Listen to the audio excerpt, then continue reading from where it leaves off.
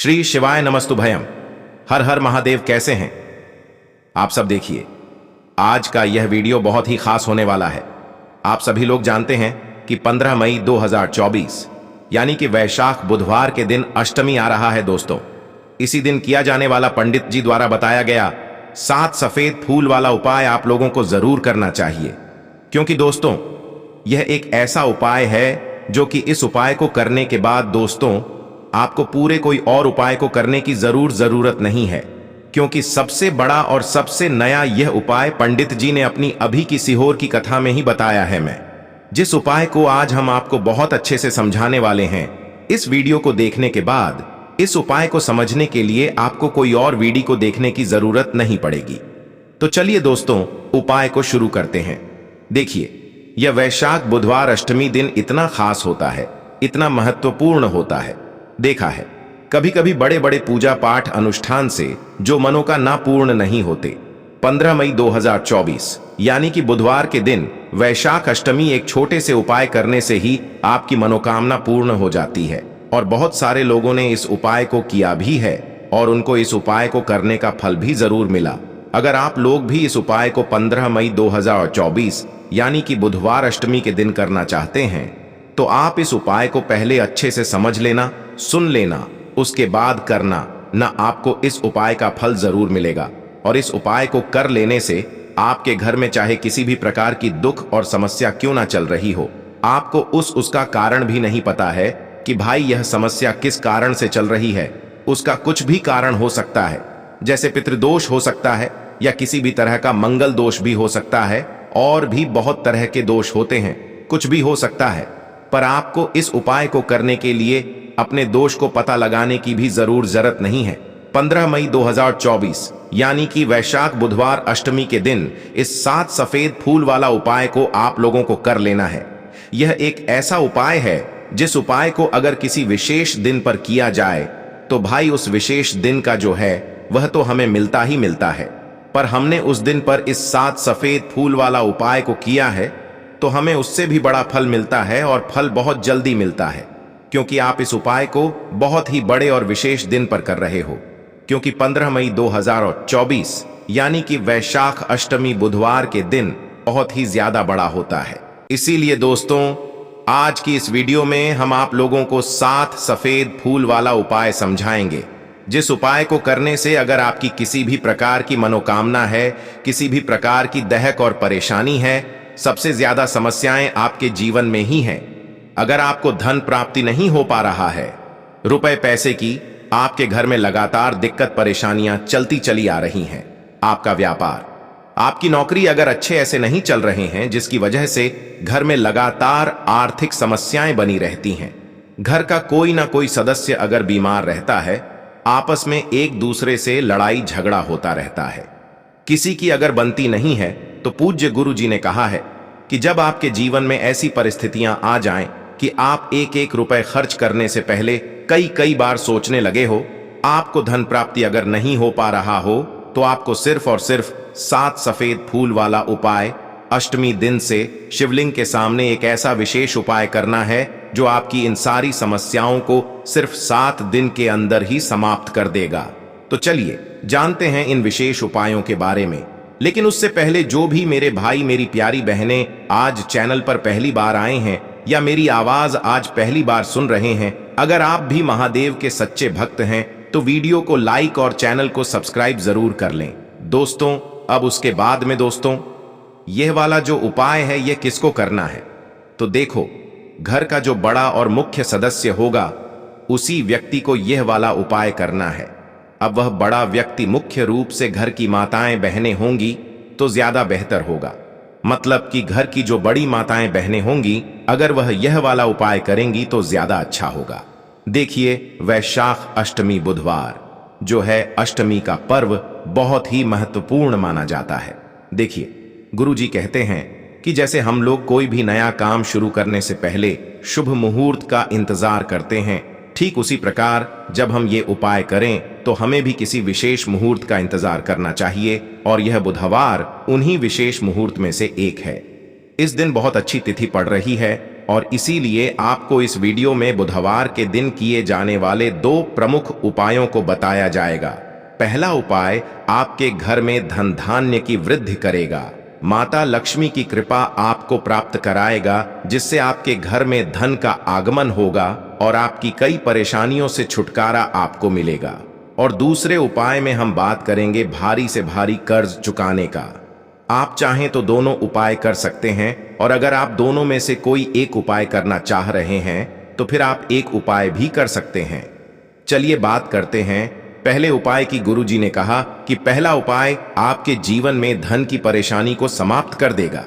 ये उपाय आपके जीवन में धन, वैभव, सुख, शांति, संपत्ति, इन सभी की प्राप्ति कराएगा। आपके जीवन में इन सभी समस्याओं को लेकर जो विघ्न उत्पन्न हो रहे हैं वह बहुत ही जल्द समाप्त हो जाएंगे। इस उपाय के लिए आपको सबसे पहले जरूरत पड़ेगी एक हरी इलायची की। लेकिन ध्यान रखिएगा कि हरी इलायची खंडित या टूटी हुई नहीं होनी चाहिए, क्योंकि महादेव में कोई भी सामग्री खंडित समर्पित नहीं की जाती है।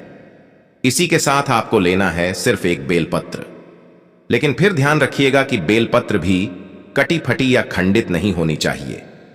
अभी कल की अपनी शिव महापुराण की कथा में पूज्य गुरुजी ने कहा कि जब भी आप शिवालय जाएं और शिवलिंग में एक बेलपत्र समर्पित करें तो हमेशा उसका दूध तोड़कर हटा दें। दूध यानी डंठल आपको समझाने के लिए सामने स्क्रीन पर दिखाया जा रहा है। यह होता है दूध यानी डंठल। तो जब भी आप शिवलिंग में एक बेलपत्र समर्पित करें तो इसे तोड़कर, इसे हटाकर तभी आप शिवलिंग में बेलपत्र समर्पित करें, क्योंकि ऐसे अगर आप समर्पित करेंगे तो वो बेलपत्र महादेव स्वीकार नहीं करते हैं। फिर अब आपको इसी के साथ लेना है एक लोटा जल। जल आप तांबे के पात्र में भी ले सकते हैं और अन्य किसी भी पात्र में ले सकते हैं। अब ये तीनों सामग्री यानी एक लोटा जल, एक इलायची और बेलपत्र लेकर आपको पहुंच जाना है शिवालय। गुरुजी कहते हैं कि ये उपाय आप सुबह से लेकर रात तक किसी भी समय कर सकते हैं। जब आपके पास टाइम हो तब आप ये उपाय कर सकते हैं। अब आप लोग शिवालय पहुंच गए। इसके बाद सबसे पहले आपको अपने एक लोटे जल से थोड़ा जल शिवलिंग में स्थित श्री गणेश जी के स्थान पर समर्पित कर देना है। अगर आप लोगों को गणेश जी के विषय में जानकारी नहीं है कि गणेश जी का स्थान कहां पर होता है, तो सामने स्क्रीन पर आपको श्री गणेश जी का स्थान दिखाने का प्रयास किया जा रहा है।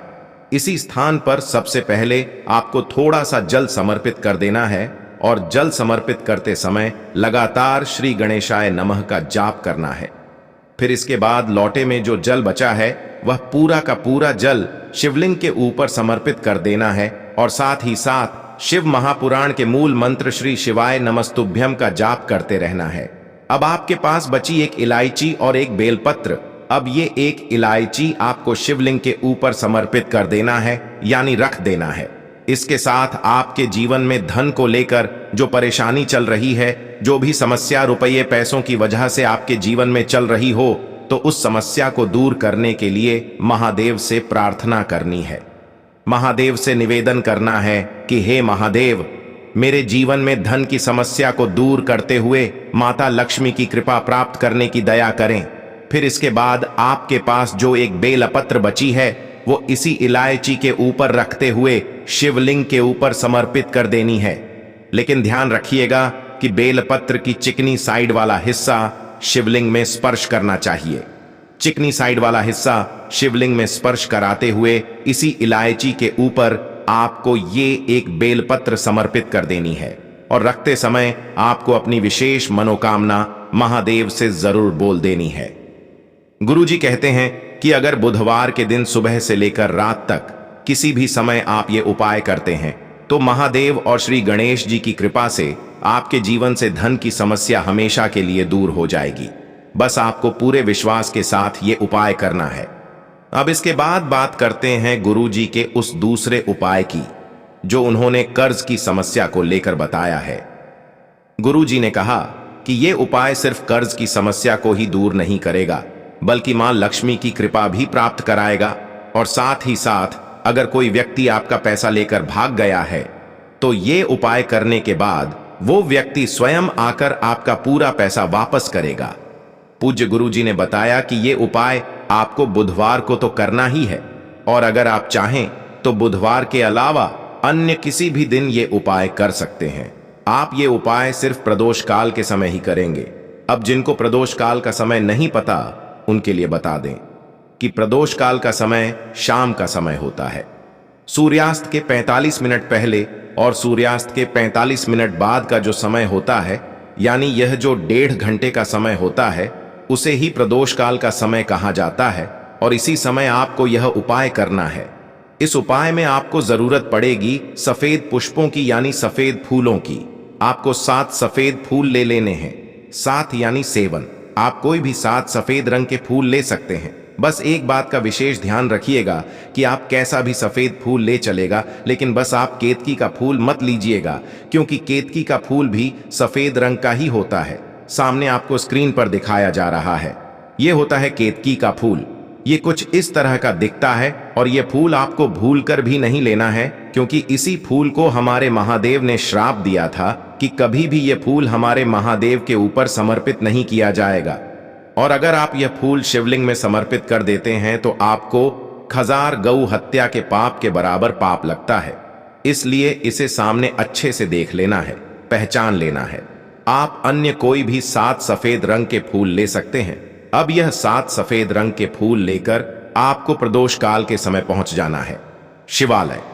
शिवालय पहुंचने के बाद आपको एक एक फूल शिवलिंग के ऊपर समर्पित कर देना है, यानी रख देना है। शिवलिंग में किसी भी 7 जगह पर आपको यह 7 फूल रख देने हैं। शिवलिंग के ऊपर आप रख सकते हैं माता पार्वती के हस्त कमल पर रख सकते हैं, या मां अशोक सुंदरी के स्थान पर रख सकते हैं, या गणेश जी के स्थान पर, या श्री कार्तिकेय जी के स्थान पर। इन सभी स्थानों पर एक एक या 2-2 खुला रख सकते हैं। लेकिन यह फूल आपको रखना कैसे हैं वो देखिए। आपको एक फूल अपने हाथ में लेना है, फिर अवधूत ईश्वर महादेव का नाम लेना है और शिवलिंग में कहीं पर बीज को रख देना है। फिर दूसरा फूल उठाना है। अब भूतेश्वर महादेव का नाम लेना है और शिवलिंग में कहीं पर भी रख देना। ऐसे करते करते आपको 7 बार अवधूत ईश्वर महादेव का नाम लेना है और एक एक फूल शिवलिंग में समर्पित कर देना है, यानी रख देना है। फिर इसके बाद वहीं शिवलिंग के सामने 2 मिनट बैठकर उस व्यक्ति का नाम लेकर, जिस व्यक्ति से आपने कर्जा लिया है या जो व्यक्ति आपका पैसा लेकर भाग गया है, उसका नाम लेते हुए और जितना पैसा है वह मन ही मन बोलते हुए महादेव से प्रार्थना करनी है कि हे मेरे महादेव, मेरे जीवन में कर्ज को लेकर बहुत ज्यादा समस्या चल रही है। कृपया करके इस व्यक्ति के इतने कर्ज को समाप्त करने की दया करें। आपकी कृपा से माता लक्ष्मी की प्राप्ति हो, जिससे इतना बड़ा कर्जा अदा किया जा सके। ऐसा महादेव से बोलते हुए अपने मन की बात बोल देनी है। लेकिन ध्यान रखना है कि आपको अवधूत ईश्वर महादेव का नाम लेते हुए ही उनसे यह प्रार्थना करनी है। गुरुजी कहते हैं कि अगर आप इस प्रकार से यह आसान सा उपाय सिर्फ एक बार कर लेते हैं तो आपके कर्जे में आपको बहुत ही जल्द राहत मिलना शुरू हो जाएगा। बस आप मेरे महादेव से पूरे दिल से प्रार्थना करिएगा। अगर आप पूरे दिल से प्रार्थना करेंगे तो मेरा महादेव भी पूरे दिल से ही आपकी प्रार्थना सुनेगा। दोस्तों, आपको यह वीडियो कैसा लगा कृपया कमेंट करें और पंडित प्रदीप मिश्रा के नए वीडियो पाने के लिए इस चैनल को सब्सक्राइब करें। स्वस्थ रहे मस्त रम। अगले वीडियो में फिर मिलेंगे। धन्यवाद। हर हर महादेव।